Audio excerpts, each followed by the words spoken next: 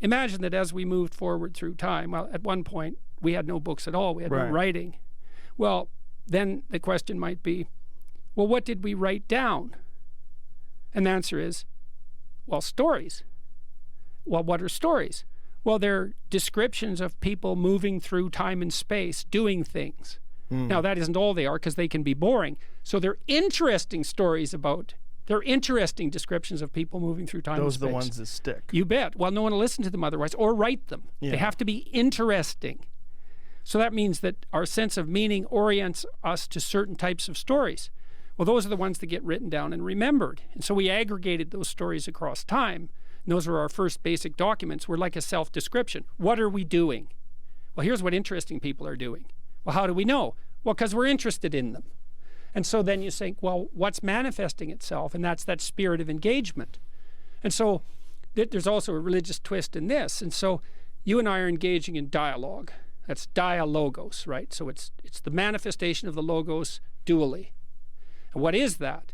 Well, it's the redemptive. It's redemption in action. That's what it is. I mean, technically, that's what it is. So imagine this. You've got a bunch of worn-out ideas, and they're blinding you. And I got a bunch of worn-out ideas, and they're blinding me. And if we stumble forward in our blindness, we will fall into a pit. So what do we do about that? Well, I talk to you about what you think, and I listen, because, man, maybe you know something that I don't, that I need to know. Yes. Well, so how is that not a redemptive process? Obviously it is. And what's its signal? Because it redeems you from your own totalitarian idiocy and the hell that leads to. You just told me that. You said, what happens if you're isolated for 5 years? I think of more of it as expansive than redemptive. That's fine. I think of it more in terms, I mean, that's my personal experience in doing this podcast, well, which is... It's not just expansive, though. I agree with you. It's expansive. But it's not just that, because while you're expanding, you're also discarding. Right? Yes. Yeah, so that's part of it that makes it redemptive, right? Okay. And there's a reason that in Revelation, Christ comes back with a sword to judge the elect and the damned. There's a reason for that, because that's a symbol of the operation of the Logos. And the Logos, even in dialogue, says, that's an interesting point. We'll keep that. Let's focus on that. Well, we can ignore that. We can get rid of that. We can junk that. And it's this constant... Part of it's mercy, because let's keep what's good because we want everyone to flourish. But part of it's judgment. That's the sword. It's like, no, not this. And you get rid of most things, right? You can't keep most things. You have to put them aside. Well, that's that. There's an old idea that Jung elaborated on, that God rules with two hands, mercy and justice. And the mercy is, well, let's let everyone flourish and welcome people and forgive them, all of that. But justice is more, yeah, but let's do the right thing and leave what's wrong behind. And that requires judgment, judiciousness. I talked to Jimmy Carr about how he prepared for his comedy tour. And maybe you do exactly the same thing. And he said, stand-up comedy is the most dialogical of artistic enterprises. And I thought, well, what do you mean? Because you're just talking like I do on lectures. And I think, I'm listening to the audience all the time. Just making contact with them, watching how they're reacting. I'm listening. Carr said, well, I do 100 shows before I go out on tour, and I try out new material. So he generates new material, a lot of it. That's the creativity part. Then he goes and tries it out in audiences. And they either laugh or they don't.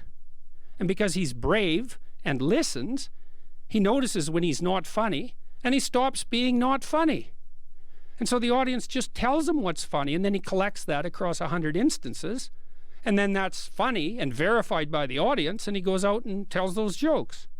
And so that's dialogical and redemptive as well. It's like, what jokes need to be told? Well, our culture has some sacred cows. Those are idols. The idols that the Israelites worshipped in the desert. The golden calf, sacred cows. They need to be punctured. Why? Well, because they're impeding our progress. Well, how do we puncture them? Well, one way is we show that we can transcend them. And the comedians are doing that all the time. Here's something we can't laugh about. Let's laugh about it. Everybody breaks down. Everybody cracks up. You know, it's so cool when people laugh, they can't fight. I used to go work out with Jim Keller, this chip designer, and we did this for years. And one of our jokes was, you know, we'd be striving to bench press whatever we were managing at the time, 175 pounds, like it's really straining, and then we'd crack a joke, and that was always funny. We spotted them, of course, because as soon as you laugh, all your muscular tension disappears. Right. And so that's so cool, is when you laugh, you can't fight. You can't fight when you're laughing. So how much laughing should we be doing? It's like, it depends on how much fighting we want to do. And maybe if we didn't want to do any fighting, we'd be laughing all the time. And that's how you said, that cements your group of comrades together. Well, you're not fighting. What are you doing instead? Playing. Yeah. Well, that's what we need to do, man, is we need to play. All of us.